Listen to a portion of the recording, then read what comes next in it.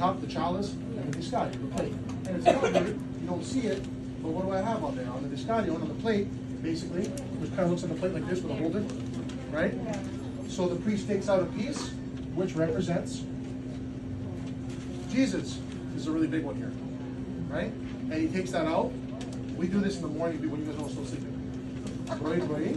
Like when we get to the church before Orthro starts, the Papa is doing the Proscomidi service. It's called the service of preparation. And he is praying, and he takes out the piece for the Christ, and he places it in the center.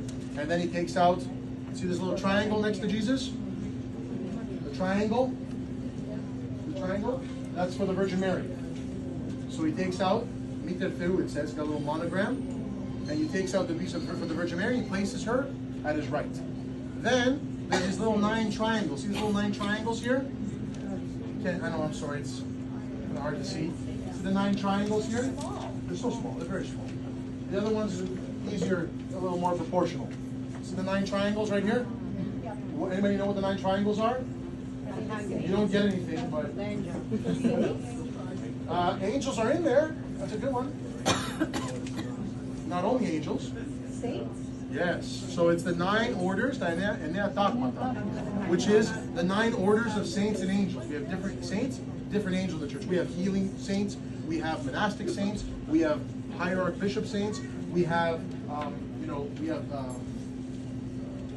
priest saints. We have like all these different kinds of saints, right? And the angels are included. So we have 9 orders of saints and angels. The priest takes out, after he takes out Christ, he takes out the Virgin Mary, he takes out the 9 little triangles, and he commemorates all the different types of saints.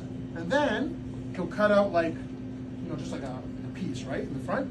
And you know all those names you give us?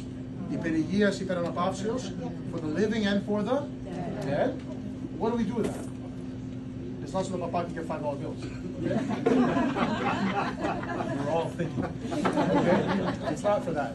It's so that the priest sits there and he takes crumbs, and for every name, and he does a little pile for the living in front of Christ, and a little pile for all the deceased. Right? So the whole church is there. I get goosebumps. It's very powerful, right? So you have to think about when you take communion. This is why taking communion is the most important thing you do in your lives. It's not like, oh, que pronto Christuli. They say, the kids, piggy the face juice. All these weird things they say. No, don't say that.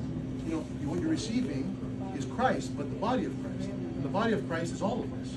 So when you take communion, all of us are there. You're living, all the people who have passed away, all the people who are alive, all your friends, all your family, everybody in the church is in that spoonful. Right? So that's why it's called koinonia. We become one.